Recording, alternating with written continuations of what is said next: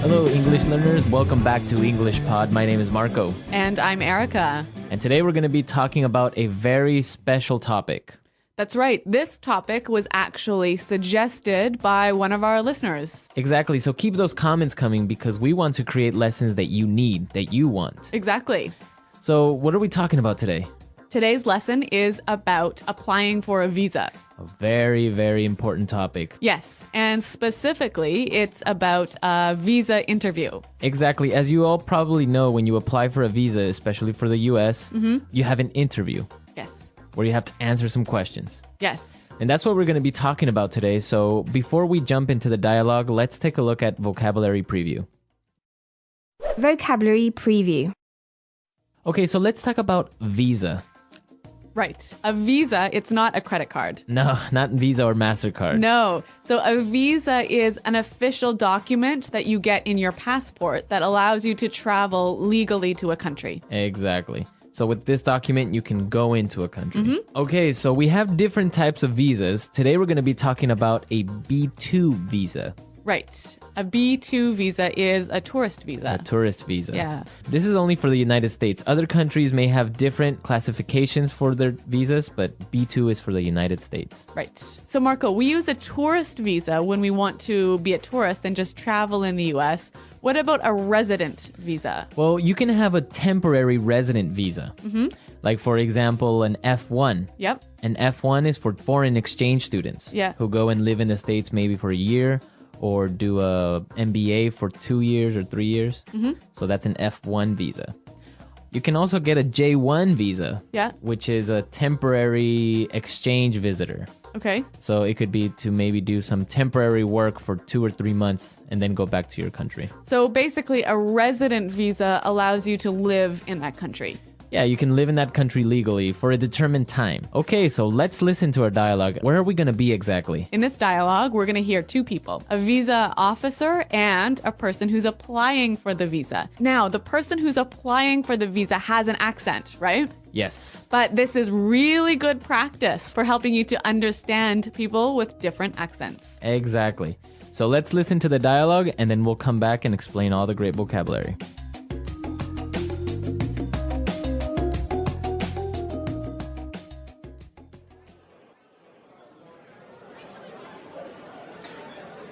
So you're applying for a B2 visa. Where's your final destination and what's the purpose of your trip to the United States?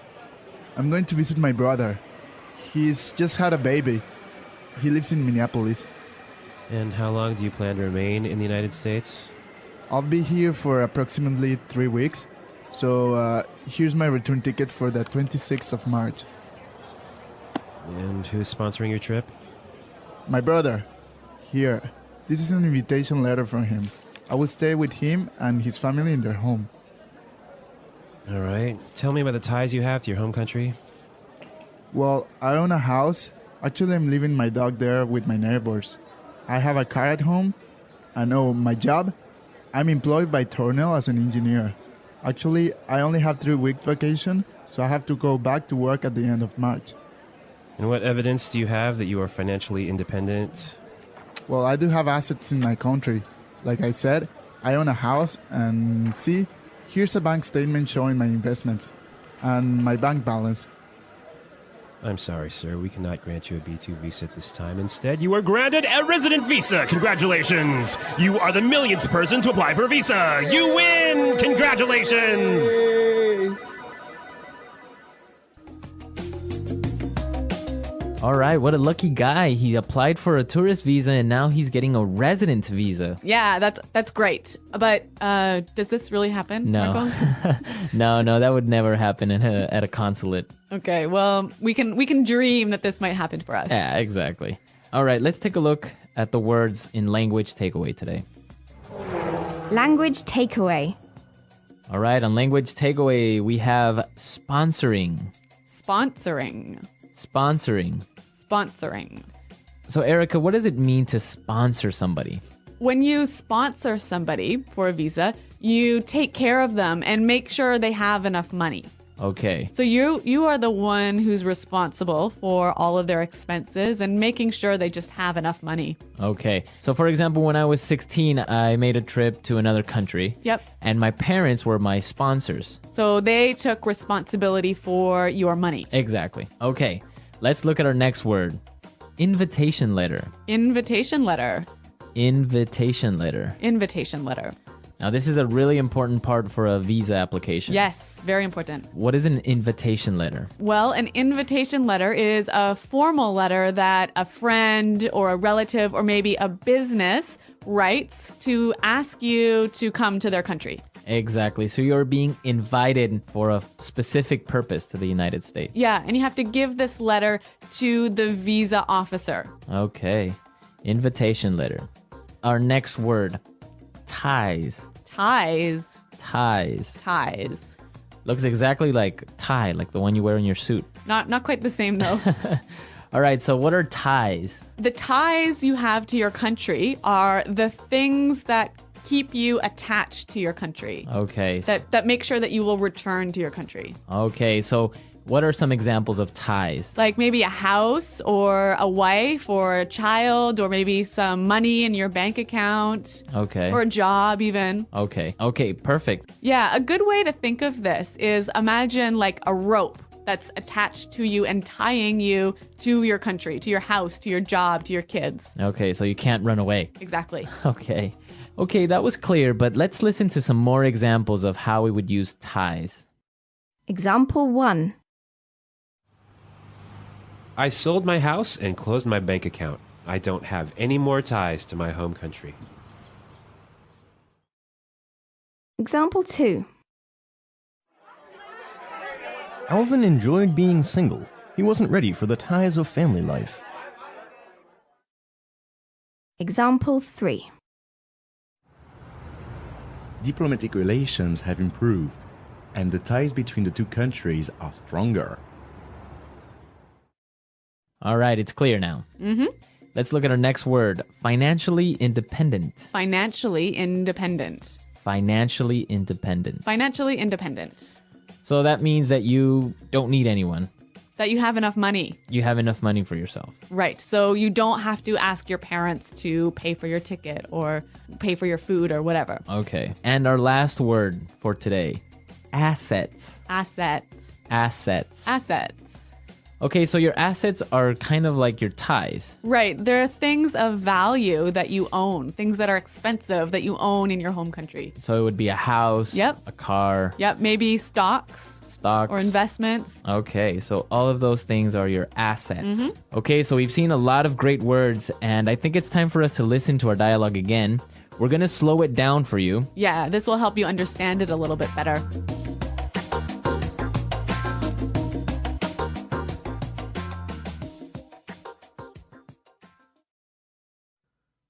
So, you're applying for a B2 visa. Where is your final destination, and what is the purpose of your trip to the United States?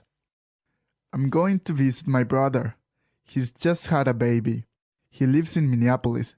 And how long do you plan to remain in the United States? I'll be here for approximately 3 weeks. See, here's my return ticket for the 26th of March. And who is sponsoring your trip? My brother. Here. This is an invitation letter from him. I'll stay with him and his family in their home. All right. Tell me about the ties you have to your home country. Well, I own a house. Actually, I'm leaving my dog there with my neighbors. I have a car at home and my job. I'm employed by Tornell as an engineer. Actually, I only have 3 weeks vacation, so I have to go back to work at the end of March. And what evidence do you have that you are financially independent? Well, I do have assets in my country. Like I said, I own a house. And see, here's a bank statement showing my investments and my bank balance. I'm sorry, sir. We cannot grant you a B2 visa at this time. Instead, You are granted a resident visa. Congratulations! You are the millionth person to apply for a visa. You win! Congratulations! Yay!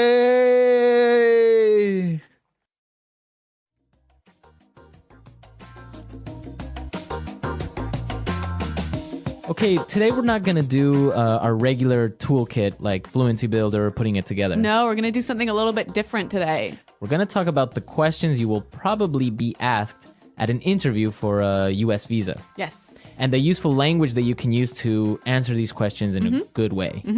Okay, so let's take a look at our first question. Where is your final destination, and what is the purpose of your trip to the United States?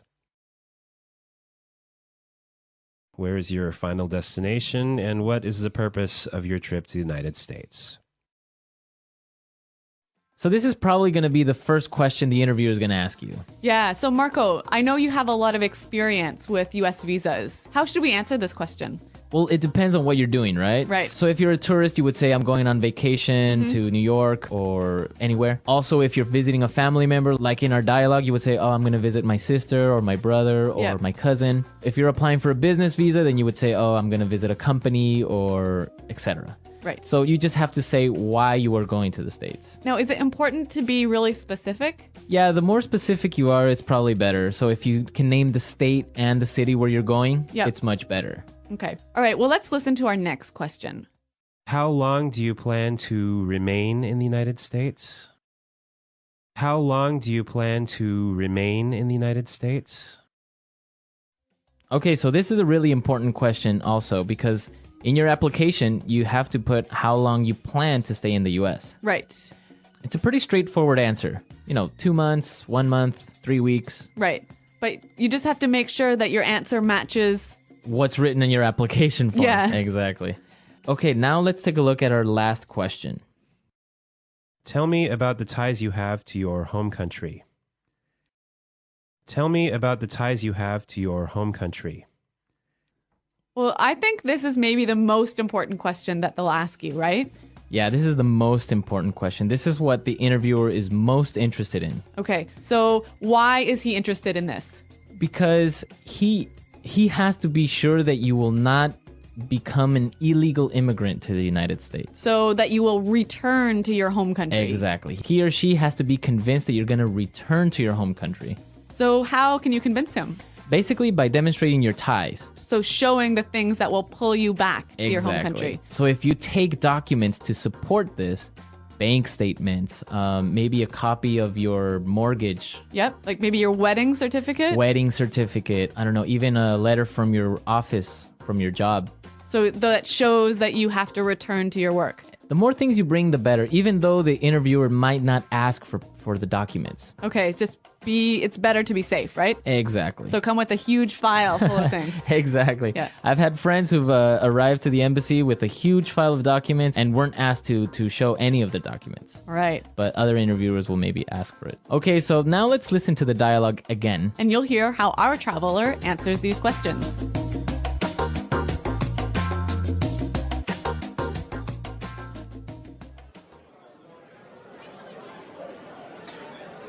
So you're applying for a B2 visa. Where's your final destination, and what's the purpose of your trip to the United States?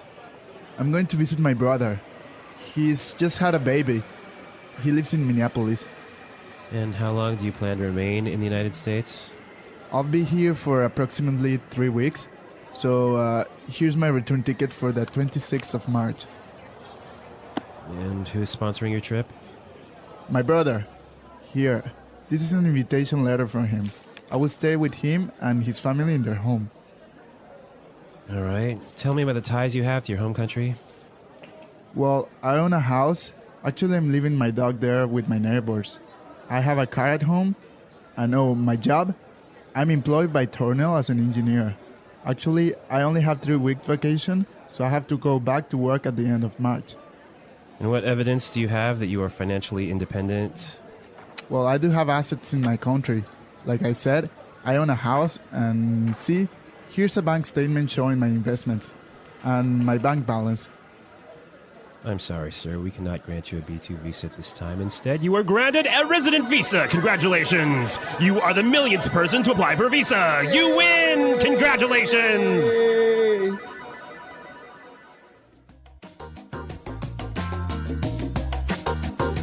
Well, I hope this was a useful lesson for all of our listeners because I'm sure that in one point or another, in the future, you're going to apply for a visa. Mm-hmm. So now you know all the language that you need to more or less answer all these questions that you're going to be asked. Yes. And Marco, I'm sure that people have already applied for visas for the US, right? Probably, yeah. And I want to hear from our users any stories that they have about applying for a visa. Yeah, that would be great. I know that I have some stories to share on the comments board. Mm-hmm.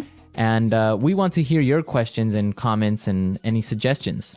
So visit our website at EnglishPod.com, and Marco and I will be there to respond to you and answer your questions. Well, everyone, thanks for listening, and until next time, goodbye.